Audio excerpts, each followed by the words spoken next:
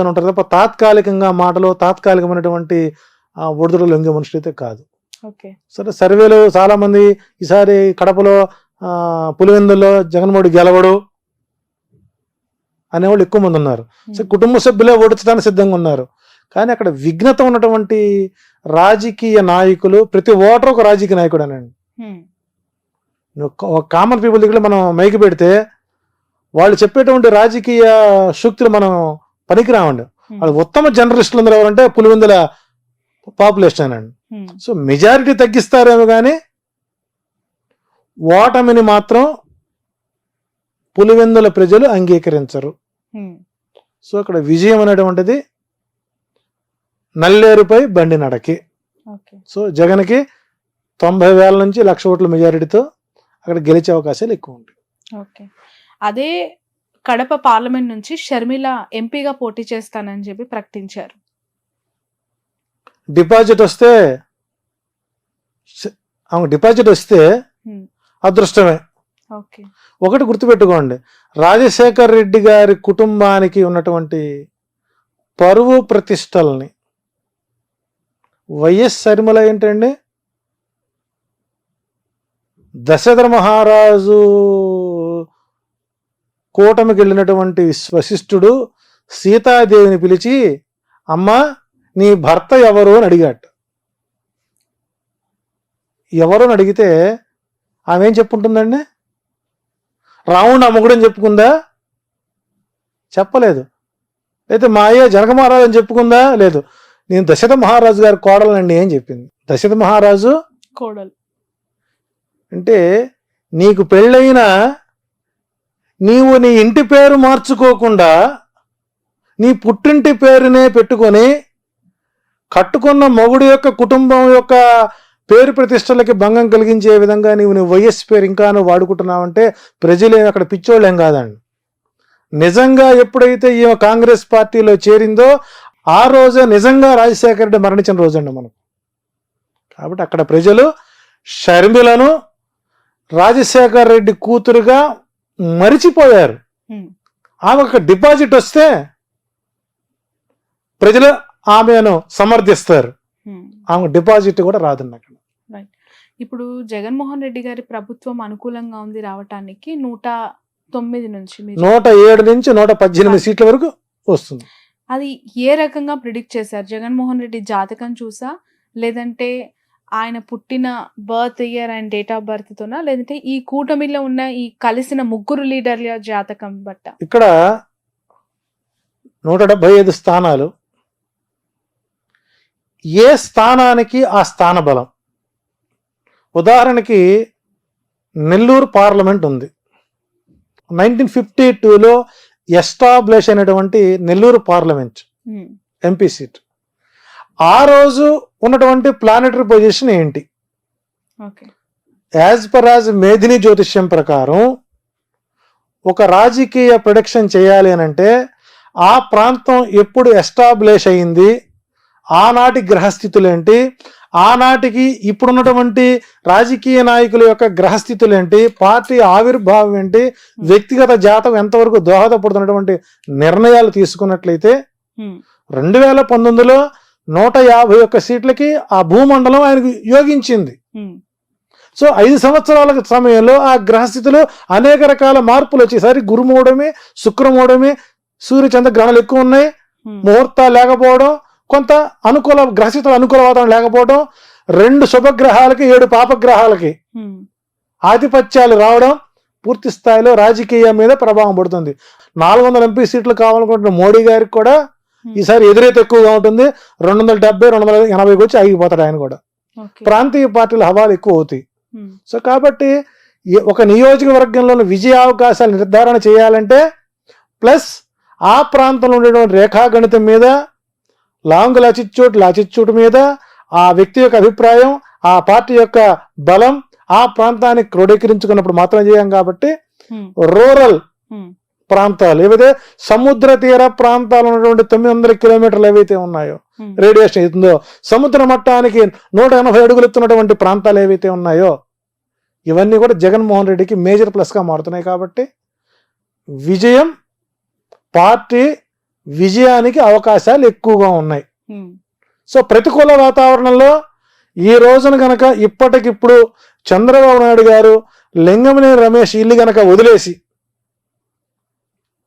అప్పట్లో నేను బస్సులో పడుకున్నాను, బాత్రూంలో పడుకున్నాను అని చెప్పుకున్నాడు కదా, అట్టాగా పడుకుంటూ ఆయన పార్టీ ఆఫీసులో కానీ లింగమనేని ఆక్రమిత స్థలంలో కానీ బీ ఫారం ఇస్తే ఉమ్, ఓటమి పాలయ్యే వాళ్ళు 112 మంది ఉంటారండి. ఓకే. ఈ బీ ఫారం ఇచ్చే వరకు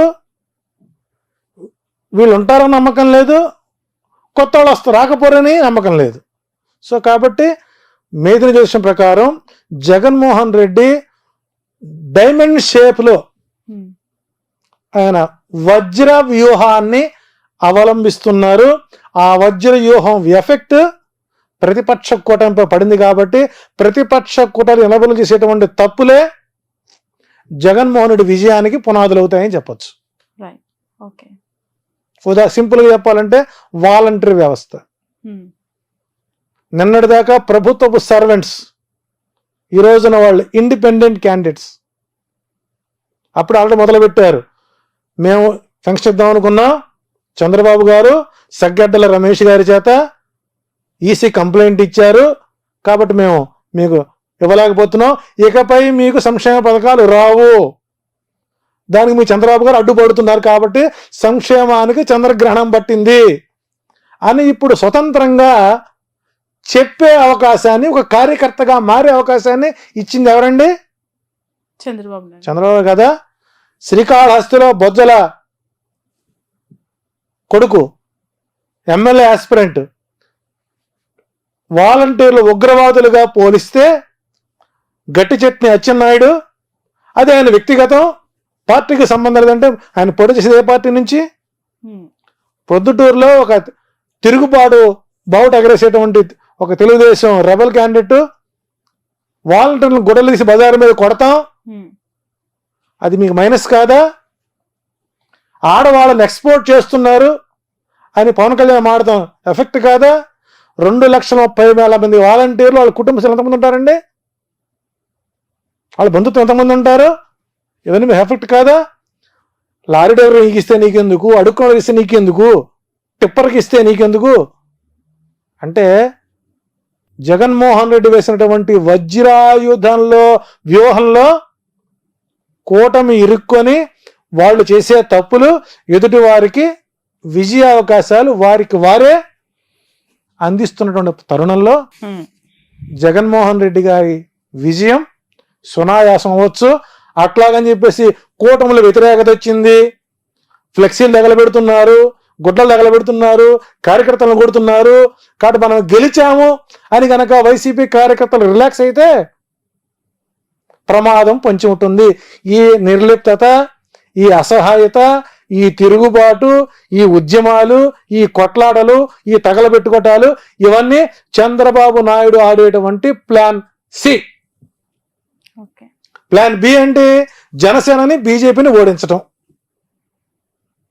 ప్లాన్ సి అంటే వ్యతిరేకత ఉన్నదని ఒక కలరింగ్ ఇచ్చి కార్యకర్తల్ని మోహరించి వైసీపీ వాళ్ళని రిలాక్స్ చేయడం.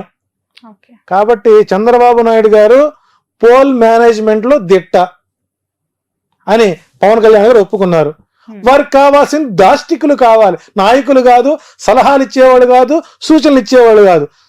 చూడండి ఆ వీడియో చూడండి మీరు. నాకు దాష్టికులు కావాలి అంటే రౌడీ మొక్క కావాలి, తగలబెట్టేవాళ్ళు కావాలి, మడ్రలు మానభంగాలు చేసేవాళ్ళు కావాలి, లూటులు చేసేవాళ్ళు కావాలి. వీళ్ళ మన కర్మక రాజకీయ నాయకులు. సో కాబట్టి సంక్షేమమే జగన్కి శ్రీరామ రక్ష. నవరత్నాలే నవగ్రహాలై నవ పాలకులై జగన్మోహన్ రెడ్డికి అనుకూలంగా ఉంటుంది. అందులో శని ఈసారి మంత్రి అయ్యాడు, రాజు ఏం చేయలేడు. సస్యాధిపతి, రసాధిపతి, అర్ఘ్యాధిపతి, సైన్యాధిపతి శని అయ్యాడు. కాబట్టి శని ఎవరికి బలంగా ఉన్నాడంటే జగన్మోహన్ రెడ్డికి బలంగా ఉన్నాడు. కర్షకులకు, శ్రామికులకు సపోర్ట్ ఎవరైతే ఏ రాజు అయితే సహకరిస్తాడో ఆ రాజ్యం సుభిక్షంగా ఉంటుంది. అప్పులు పాలైపోయింది. చాణక్యని చదివి చావండి ఒక్కసారి రాజకీయ నాయకులు. ఏ రాష్ట్రం అయితే ఆర్థికంగా వెనుకంజ వేసి ఉంటుందో ఆ రాజ్యంలో సంక్షేమం అందినట్టుగా లెక్క అని శ్రీకృష్ణదేవరాయల రాజ్యాంగంలోనే ఉంది, ఆయన రాజ్యపాలనలో ఉంది, చాణక్యుడు రాశాడు. కాబట్టి వీళ్ళు త్యాగాలకు మారిపోయారు, త్యాగ నిరతులు, పవిత్ర బంధాలు, అక్రమ బంధం ఎంత చెప్పాలంటే చంద్రబాబు నాయుడు గారికి, బాలకృష్ణ గారికి, లోకేష్ గారికి, వాళ్ళ తోడలుడికి, వాళ్ళ బామ్మరిదికి 5 సీట్లు, పురంధరేశ్వర గారికి 6 సీట్లు. వీళ్ళకి త్యాగాల మీద అవసరాలు ఇవ్వండి. పాపం నాగబాబు ఏం పాపం చేశాడండి? నాగబాబు లైన్లో ఉంటే ఆ రాజమండ్రి హోటల్లో 320 రూము హ్యాపీగా పడుకున్నాడుగా వచ్చి ఆయన సీట్ అవ్వలేదు. రఘురామకృష్ణరాజు గారు తిట్టకుండా పెట్టినట్టు రఘురామకృష్ణరాజు గారికి సీట్ ఇవ్వలేదు. ఏం పాపం చేశారు చెప్పండి? బ్యాంకు లూటీలు చేసిన వాళ్ళకి, ఆర్థిక మోసాలు చేసిన వాళ్ళకి, సెక్స్ కాలుమనే సెక్స్ రాకెట్ వాళ్ళకి, ఇంకా చెప్పాలంటే రైతు ఉద్యమం పేరుతో పెట్టినటువంటి డబ్బుని స్వాధీనం చేసుకుని కాస్త బొజ్జగించి ఆయన కొలికపూడి శ్రీనివాస్ గారికి తరగాలు తీసేస్తా ఉన్న వాళ్ళకి ఇదా? ఇది కూటమి అండి? ఏ భావజాలం ఈ కూటమి? కాబట్టి ఇవన్నీ ప్రజలు గమనిస్తున్నారు. మొట్టమొదట ఎప్పుడైతే ఫంక్షన్లు ఆపారో 1వ తారీఖున, అది దానివల్ల మరికొంత ఓటు బ్యాంకుని వైసీపీ తెచ్చుకుంటోంది. కాబట్టి ఎదుటివాడి చేసే తప్పులు పక్కవాడికి లాభాలు అవుతాయంటంలో ఇదే తార్కాణం. థ్యాంక్ యూ సో మచ్ అండి జీవలన్ గారు, మీ అభిప్రాయాన్ని తెలియజేసినందుకు. ఎందుకంటే మేధిని జ్యోతిషం అనేది చాలా కొత్త, దాని ద్వారా గెలుపోటములు వివరించారు ఇంతవరకు. ఏ నియోజకవర్గంలో ఎవరికి ఏ విధంగా ఉంది, విజయం ఎవరికి దక్కబోతుంది అనేది చూద్దాం. రాబోయే రోజుల్లో ఎన్నికలు అవుతాయి, రిజల్ట్ వస్తుంది. మీరు అన్న జ్యోతిష్యంలో మీరు అనుకున్న అభిప్రాయం నిజమవుతుందా కాదా అనేది కూడా చూస్తాం. Thank you so much for your valuable time. ఇది జీవీఎల్ఎన్ ఆచార్యులు గారితో స్పెషల్ ఇంటర్వ్యూ. ఆయన గత కొన్ని సంవత్సరాలుగా జ్యోతిష్య పరంగా అనేక విషయాలపైన తన అభిప్రాయాన్ని చెప్తూ వస్తున్నారు. రాబోతున్న 2024 ఏపీ ఎన్నికలకి సంబంధించి చాలా క్రూషియల్ సీట్స్, చాలా ఇంపార్టెంట్ కాన్స్టిట్యున్సీస్ పిఠాపురం, కుప్పం, పులివెందుల, మంగళగిరి, హిందూపురం, నగరి ఇలాంటి నియోజకవర్గాల పైన తన అభిప్రాయాన్ని తెలియజేశారు. అక్కడున్న రియాలిటీస్ అన్ని కూడా ఏ విధంగా ఉంటాయో వివరించారు. సో ఈ జ్యోతిష పరంగా వచ్చిన ఆన్సర్ రేపు రియాలిటీకి ఎంతవరకు దగ్గర అవుతుంది, మ్యాచ్ అవుతుంది అనేది కూడా చూద్దాం. That's all for now. చూస్తూనే ఉండండి క్యూబ్ టీవీ నెట్వర్క్. ఇప్పుడు ఆపరేషన్ లేకుండానే మోకాళ్లకు ప్లాస్మా ట్రీట్మెంట్, మీ ఆర్థోపెడిక్ సమస్యలన్నిటికీ రోబోటిక్ టెక్నాలజీ ద్వారా తక్కువ ఖర్చుతో శాశ్వత పరిష్కారం, ఫ్రీ కన్సల్టేషన్, ప్రతి ట్రీట్మెంట్ పై 20% డిస్కౌంట్. ఈ ఆఫర్ కొద్ది రోజులు మాత్రమే, త్వరపడండి. V9 hospitals 9281465842